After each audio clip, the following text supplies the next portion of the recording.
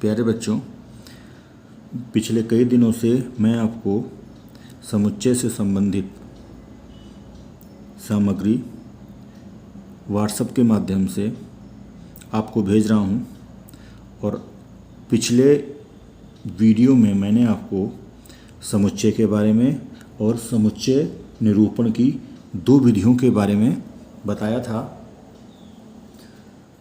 आज मैं आपको वीडियो के माध्यम से पुनः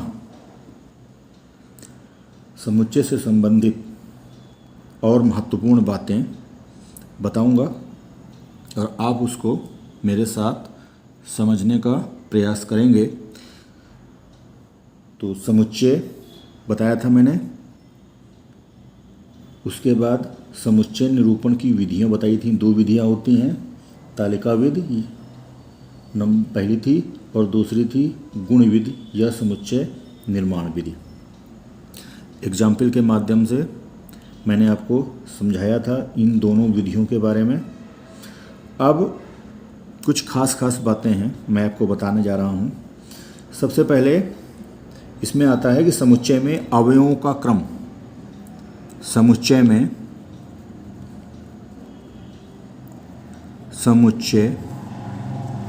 में अवयवों का क्रम, देखिए बहुत इंपॉर्टेंट है। अवयवों का क्रम, जो समुच्चय होता है उसके जो अवयव होते हैं उसका क्रम कुछ भी हो सकता है।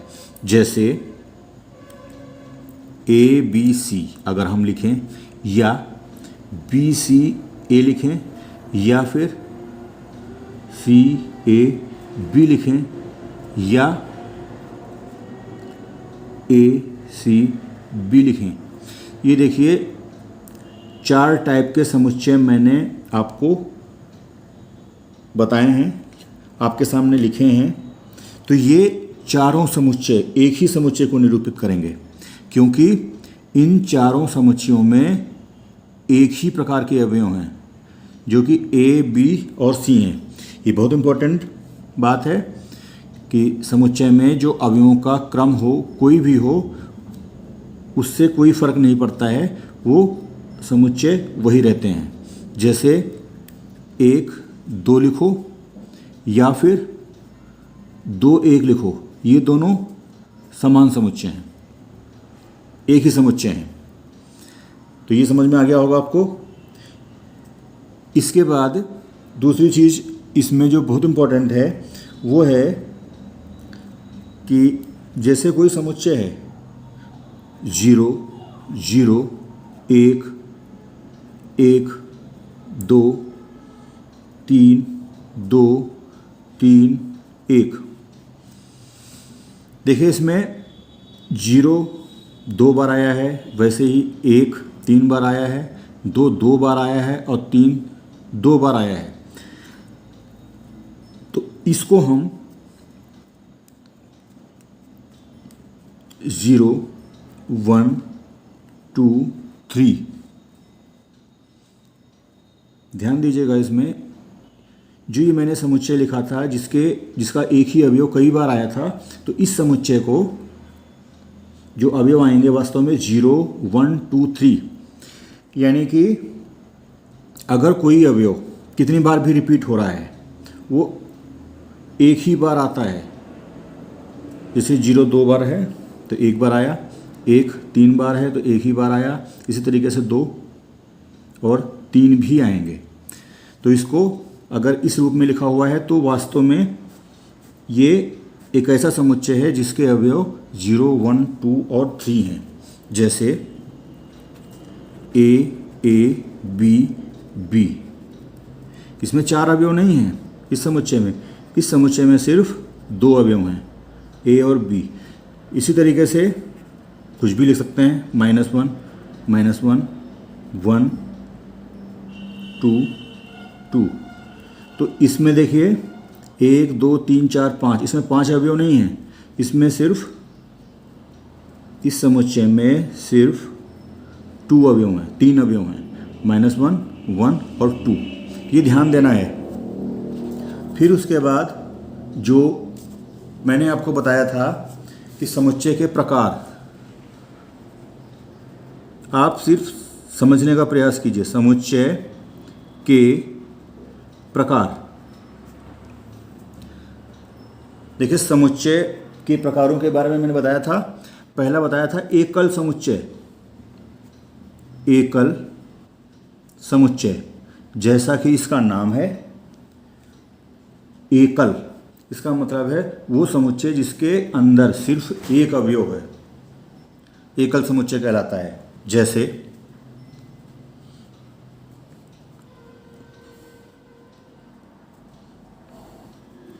ये देखिए मैंने 3 समुच्चय लिखे हैं और तीनों के अंदर एक एक अवयव है। पहले समुच्चय के अंदर 0 यानी कि एक अवयव है, दूसरे के अंदर 1 यानी 1 है, एक ही अवयव है, तीसरे के अंदर एक ही अवयव है जो कि a है।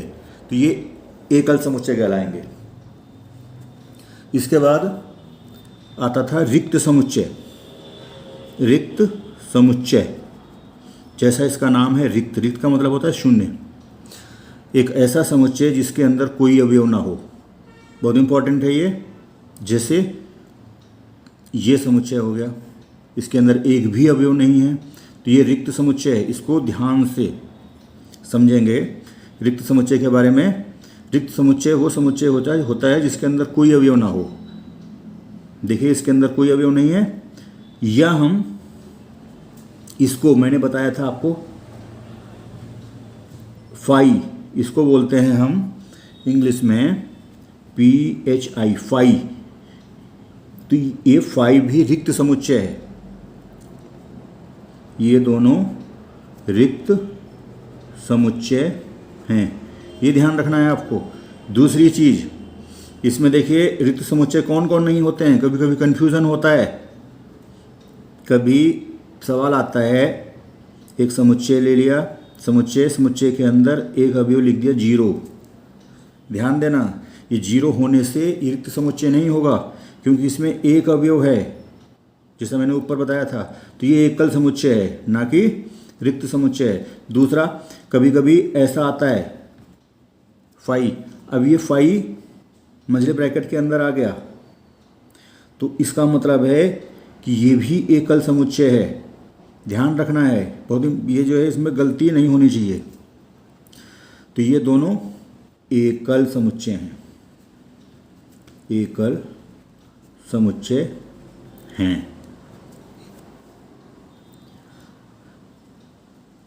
इसके बाद बात आती है उपसमुच्चय की।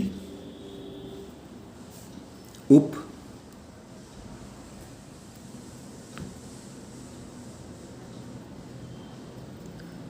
समुच्चय, देखिए उप समुच्चय क्या होता है, मैंने बताया था आपको। 2 समुच्चय हैं, मान लिया एक समुच्चय A है, एक समुच्चय A है जिसके अवयव हैं 1, 2, 3, और दूसरा समुच्चय है B जिसके अवयव हैं 1, 2, 3, 4, 5। 2 समुच्चय A और B हमने ले लिए। अब देखिए ये उप समुच्चय कौन किसका कब होगा। यहाँ पे A के अवयव हैं 1, 2, 3, B के अवयव हैं 1, 2, 3, 4, 5। ध्यान से देखो तो A के जो अवयव हैं वो B के भी अवयव हैं, लेकिन जो B के अवयव हैं वो A के अवयव नहीं हैं। यदि ऐसा हो, देखिए A के अवयव, यदि A का प्रत्येक अवयव B का अवयव हो तो समुच्चय A समुच्चय B का उप समुच्चय कहलाता है। जैसे एक एग्जाम्पल मैं और दे रहा हूँ, एक समुच्चय ये हो गया, इसमें देखिए दूसरा ये हो गया। इन दोनों को ध्यान से देखिए तो ये x का प्रत्येक अवयव y में है, तो इसलिए x y का उप समुच्चय हो जाएगा। और ऊपर जो जैसा था कि a का प्रत्येक अवयव b में है, तो a उप समुच्चय b का होगा। यहाँ पे ध्यान देना है, जो उप समुच्चय, जैसे हम देखते हैं कि मुख्यमंत्री, उप मुख्यमंत्री, मुख्यमंत्री बड़ा होता है, उप मुख्यमंत्री छोटा होता है, तो वैसे ही उप समुच्चय छोटा होगा, समुच्चय बड़ा होगा। तो यहाँ पे जो दूसरा एग्जाम्पल है उसमें x में सिर्फ 2 अवयव हैं, y में 3 अवयव हैं, तो x उप समुच्चय हो जाएगा। अब उप समुच्चय के लिए मैंने बताया कि उप समुच्चय क्यों है x y का, क्योंकि x y का वो x का प्रत्येक अवयव y में है। मतलब इसमें यहाँ पे हम लिख सकते हैं कि a का प्रत्येक अवयव b में है, इसलिए a b का उपसमुच्चय है, अतः a b का उपसमुच्चय उपसमुच्चय है तथा x का प्रत्येक अवयव y में है, अतः x y का उप समुच्चय होगा, उप समुच्चय है। तो समझ में आ गया होगा आपको उप समुच्चय के लिए, उप समुच्चय के बारे में। अब देखिए उप समुच्चय के लिए एक प्रतीक आता है, जैसे अगर यदि a उप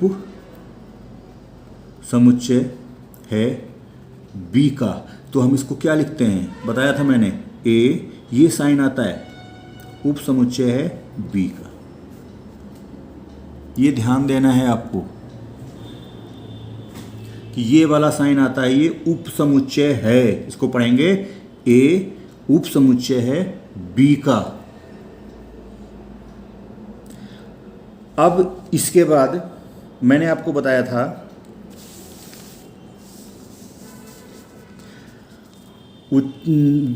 समान समुच्चय के बारे में। देखिए समान समुच्चय जो होता है वो क्या होता है, यदि दो समुच्चय समान समुच्चय कहलाते हैं यदि दोनों समुच्चय के अवयव एक ही हों। ये भी ध्यान देना, समान समुच्चय, दो समुच्चय a और b, मैंने बताया दो समुच्चय a और b। जैसे मान लिया एक समुच्चय a है जिसके अवयव हैं 2, 5, 7, और दूसरा समुच्चय है b जिसके अवयव हैं 5, 7, 2। तो यहाँ पे देखिए आप कि a के भी अवयव 2, 5 और 7 हैं और b के भी अवयव 2, 5, 7 हैं। मैंने अभी बताया था इससे पहले आपको, क्रम किसी भी क्रम में हो सकते हैं, जो अवयव हैं अवयवों का क्रम कोई भी हो सकता है। तो ये एक ही बात है, 2, 5, 7 लिखो या 5, 7, 2 लिखो या 7, 2, 5 लिखो या 7 कुछ भी लिखो, तो ये एक ही समुच्चय कहलाएगा। तो इसमें a और b ये दोनों समान समुच्चय होंगे। फिर बता रहा हूँ, दो समुच्चय समान समुच्चय कहलाते हैं यदि दोनों समुच्चय के अवयव एक ही हों। इसी तरीके से हम और भी एग्जाम्पल लिख सकते हैं। अब यहाँ पे देखो, यहाँ पे हम लिख सकते हैं a और b। क्यों? क्योंकि a और b समान समुच्चय हैं, समान समुच्चय हैं। अब समान समुच्चय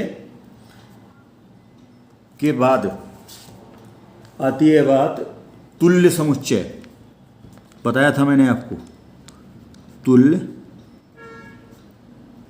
समुच्चय, ये इसको बोलते हैं इक्विवेलेंट सेट्स। अब यहाँ पे ध्यान देना है, यदि दो समुच्चय में, ये दोनों समुच्चयों में अवयवों की संख्या बराबर है।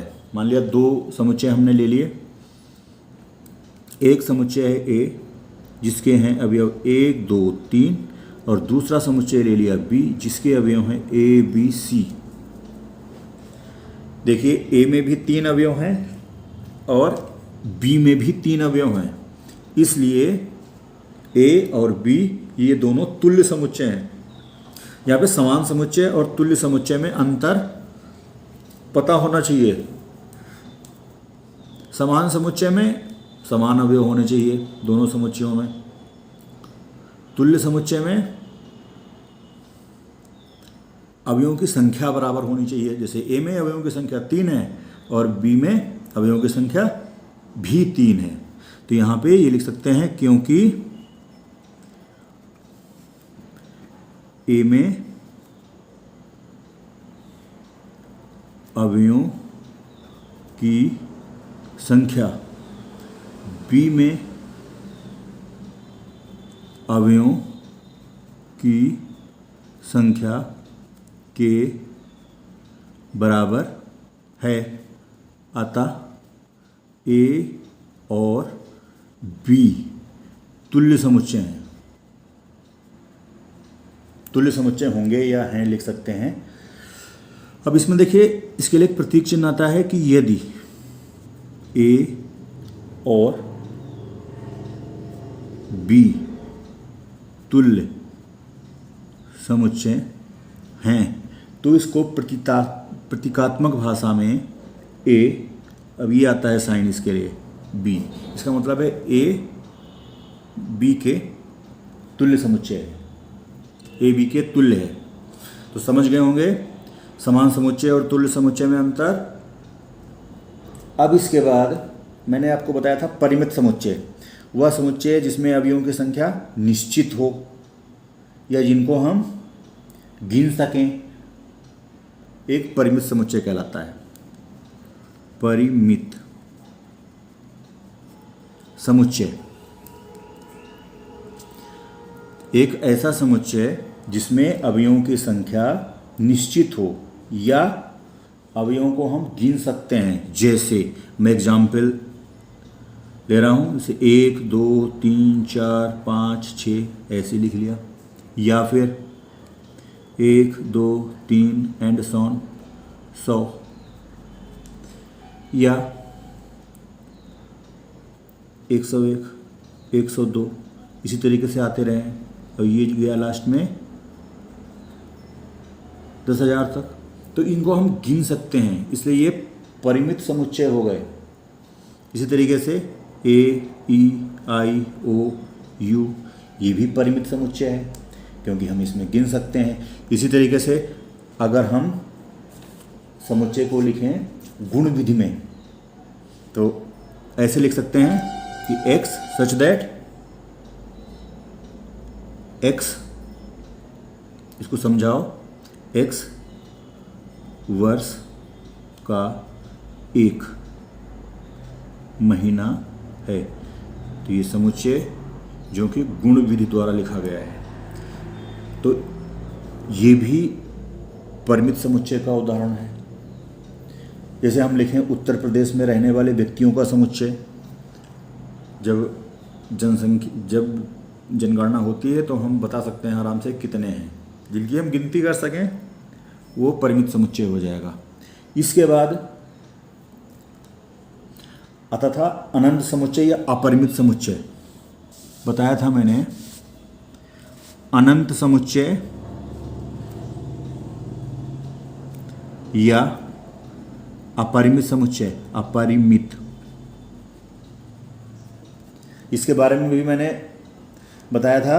यदि समुच्चय का अपरिमित समुच्चय क्या होता है? यदि किसी समुच्चय में अवयवों की संख्या सीमित ना हो या फिर अनंत हो, या जो भी अवयव हैं समुच्चय में उनकी हम गिनती ना कर सकें, तो ऐसे समुच्चय को अपरिमित समुच्चय या अनंत समुच्चय कहते हैं। जैसे अगर हम ये लिख दें कि एक समतल में स्थित समांतर रेखाओं का समुच्चय, कोई समतल है उसमें तो हम कितनी भी समांतर रेखाएं खींच सकते हैं, और जो हम खींच सकते हैं उनकी हम गिनती नहीं कर सकते। बताया मैंने कि एक समतल में स्थित समांतर रेखाओं का समुच्चय। मैं लिख रहा हूँ, एक समतल में स्थित समांतर रेखाओं का समुच्चय, रेखाओं का समुच्चय। ये अनंत समुच्चय या अपरिमित समुच्चय का उदाहरण है। इसी तरीके से जो प्राकृतिक संख्याओं का समुच्चय होता है, प्राकृतिक संख्याओं का समुच्चय बताया रखा है आपको, मतलब पता होगा कि वो संख्याएं जो हम गिनती में, काउंटिंग में यूज करते हैं। शुरुआत तो 1 से करते हैं, 1 2 3 4, और ख़त्म कहाँ पे होती हैं पता नहीं है। तो ये अपरिमित समुच्चय का उदाहरण हम ले सकते हैं। इसी तरीके से और एग्जाम्पल हम ले सकते हैं। फिर उसके बाद आता है, ये तो हो गया समुच्चयों के प्रकार। अब इसके बाद आ गया समुच्चयों का समुच्चय।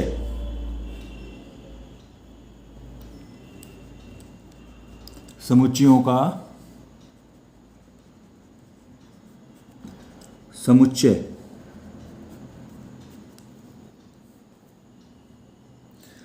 यदि समुच्चय का प्रत्येक अवयव स्वयं एक समुच्चय हो तब समुच्चय को समुच्चयों का समुच्चय कहते हैं।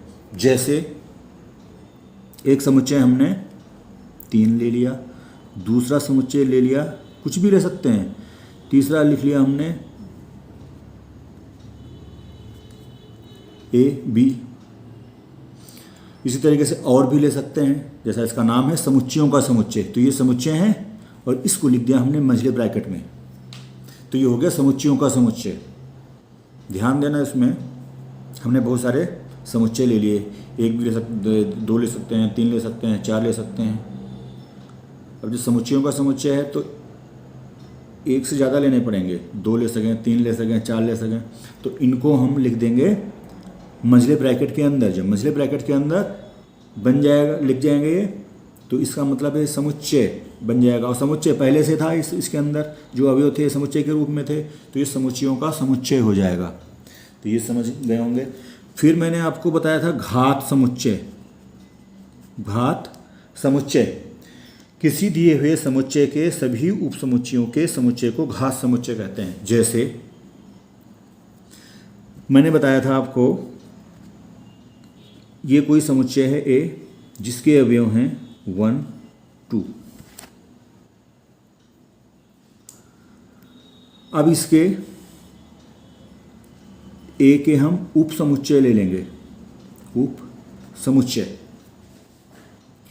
ए का जो उप समुच्चय होगा, सबसे पहली बात मैंने आपको बताई थी, ये फाई होता है।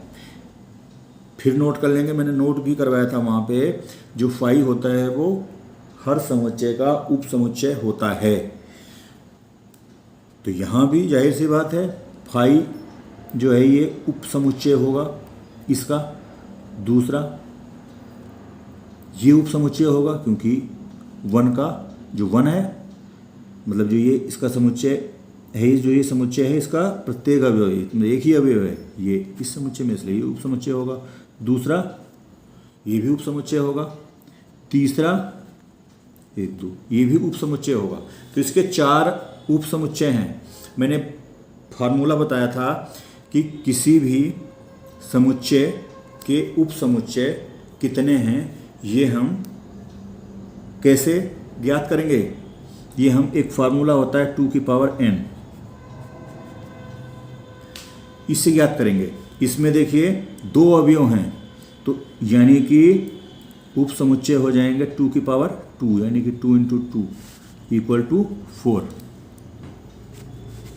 तो इसके 4 उप समुच्चय हो जाएंगे। तो ए के उप समुच्चय 1 2 3 4। अब देखिए घात समुच्चय की बात आई थी। घात समुच्चय क्या हो, किसी भी समुच्चय के सभी उप समुच्चयों के समुच्चय को घात समुच्चय कहते हैं। जैसे ए के उप समुच्चय हमने ये लिखे, तो ए का घात समुच्चय क्या होगा। देखिए घात समुच्चय को हम ऐसे लिखते हैं, पी ए मतलब घात को बोलते हैं इंग्लिश में हम पावर। तो ये पी ए का मतलब है ए का घात समुच्चय। तो इसके अवयव क्या हो जाएंगे, पहला 5 हो जाएगा, दूसरा समुच्चय जिसका अवयव 1, इसी तरीके से ये लिख दो जो ऊपर लिखा है हमने।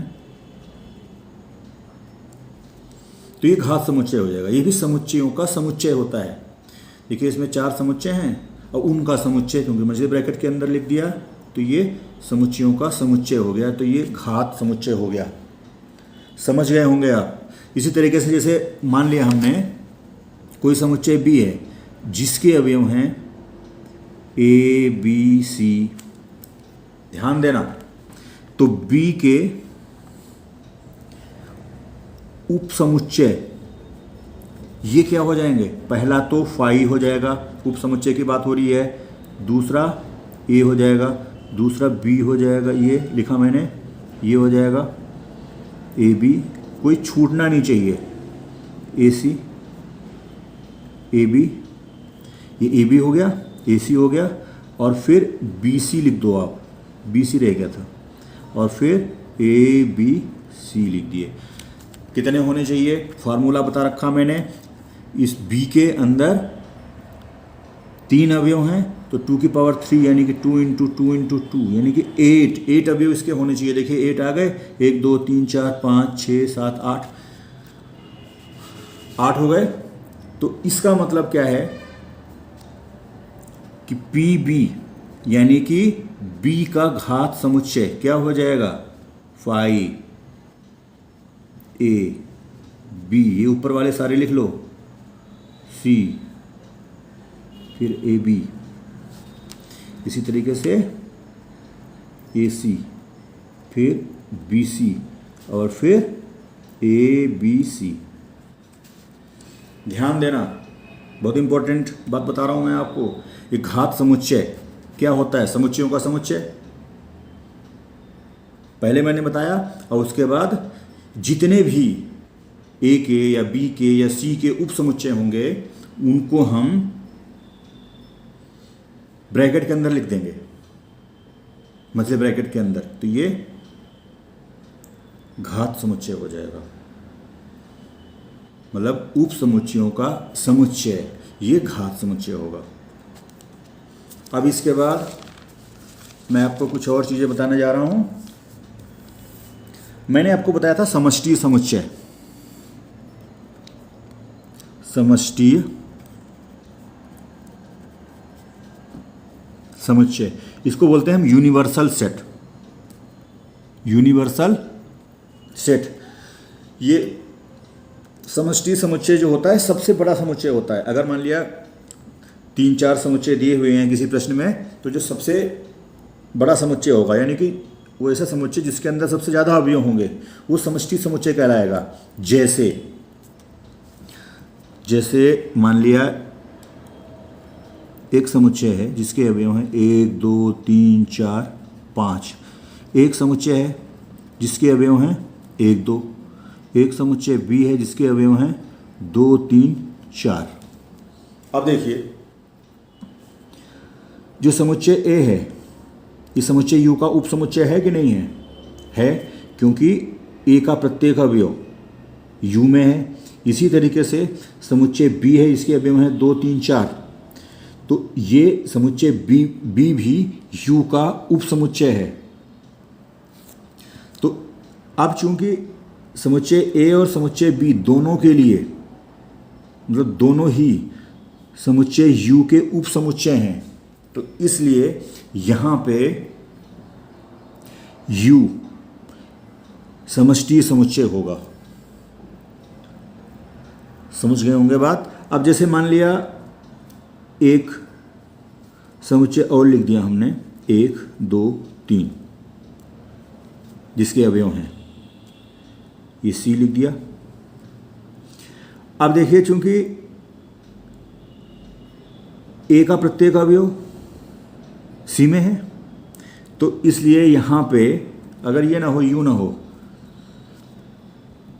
तो ये ए जो होगा, क्योंकि ए का प्रत्येक अवयव मैंने बताया सी में है, यानी कि ए सी का उप समुच्चय है, तो यहाँ पे सी समष्टि समुच्चय होगा ए के लिए, सिर्फ ए के लिए, बी के लिए नहीं है, ए के लिए। तो समष्टि समुच्चय समझ गए होंगे। समष्टि समुच्चय को हम U से निरूपित करते हैं हमेशा, ध्यान देना। मतलब फिर बता रहा हूँ मैं, समष्टि समुच्चय जो होता है एक बड़े से बड़ा समुच्चय U से जिसको हम प्रदर्शित करते हैं, एक ऐसा समुच्चय होता है जो बाकी के जो समुच्चय हों ए बी वो इसके उप समुच्चय हों। अब देखिए इसके बाद, अब इसमें एक खास बात में जो मैंने बताई आपको क्या ध्यान रखनी है कि ये जो समष्टि समुच्चय है ये यूनिक नहीं होता है। देखिए ए और बी के लिए तो U समष्टि समुच्चय हो गया, लेकिन अगर केवल हम ए की बात करें तो उसके लिए C समष्टि समुच्चय कहलाएगा। अब ध्यान देना,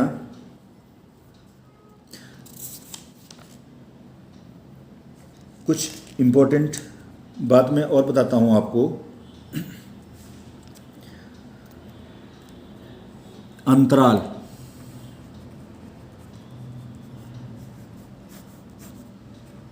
इसमें हम आगे पढ़ेंगे अंतराल के बारे में, इंटरवल्स के बारे में। ये काफ़ी लंबा वीडियो हो जाएगा, तो इस वजह से जो ये अंतराल है, अंतराल के बारे में आपको मैं बाद में बताऊंगा। अभी जो मैंने आपको बताया है उसको आप फिर से, जो मैंने आपको सामग्री भेजी है तो लिखा होगा आपने अपनी नोटबुक में, तो उसका रिवीजन कर लीजिए और बार बार पढ़ते रहें, जिससे कि आपको अच्छी तरीके से ये सब चीज़ें आ जाएं।